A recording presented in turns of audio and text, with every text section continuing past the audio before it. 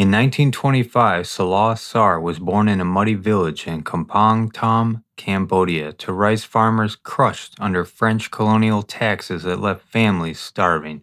As a boy, he saw his father beaten for late payments, fueling a hatred for foreign rule. At 24, he earned a scholarship to Paris in 1949, studying radio electronics, but spending nights in cafes debating Marxism with Khmer students like Yang Sari and Khieu Sampan. They formed the Circle Marxist, devouring Stalin and Mao, vowing to smash colonialism and King Sihanouk's elite. Salah, now Pol Pot, returned in 1953, his mind set on revolution. He taught history at Phnom Penh, charming students while secretly joining the Indo-Chinese Communist Party, though he despised its Vietnamese dominance. By 1960, he co-founded the Workers' Party of Kampuchea, plotting in secret as Sihanouk's police jailed leftists. The crime of sedation took root here, with illegal pamphlets calling for peasant revolts. In 1963, Pol Pot fled to the jungles after Sihanouk's forces killed a comrade. In Ratanakiri, he lived with ethnic tribes, learning their ways while planning rebellion. Visiting China in 1965, he admired Mao's Cultural Revolution, dreaming of a pure Khmer utopia. By 1969, his Khmer Rouge attacked villages, killing police and landlords, crimes of murder and terrorism. To steal weapons, they forced peasants to join, executing resistors, claiming it served the people. U.S. bombings in 1969 targeting Viet Cong killed 150,000 civilians, boosting Pol Pot's propaganda against foreigners. By 1973, his 40,000-strong army committed massacres in towns like Udong, burning homes and shooting 3,000 for collaborating with Sihanouk.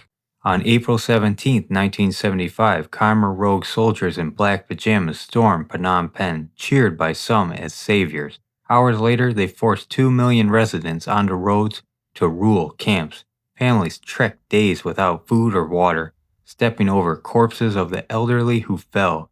Forced displacement killed 20,000 in weeks. Students were shot for wearing glasses, branded intellectuals. The Khmer Rouge banned books, religion, and money, declaring Year Zero to erase history. In labor camps across Battambang and Porsat, workers dug canals 16 hours daily on a spoonful of rice. Bodies piled in ditches from starvation. Starvation policies claimed 1 million lives.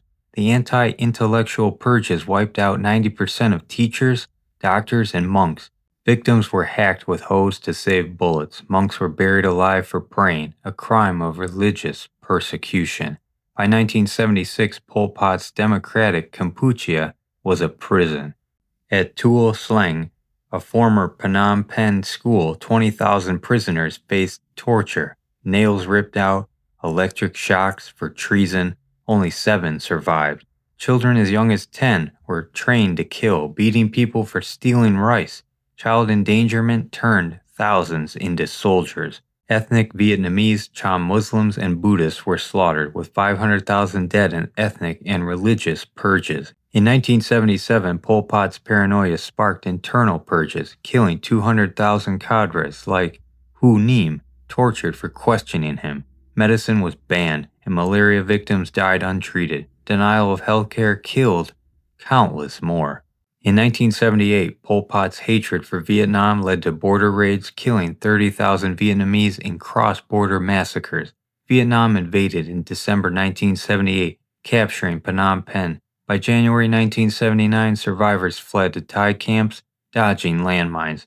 The Khmer Rouge retreated to jungles, fighting until 1998 when Pol Pot died under house arrest. Never tried. The genocide left 2 million dead, 25% of Cambodia's population, from starvation, executions, and labor.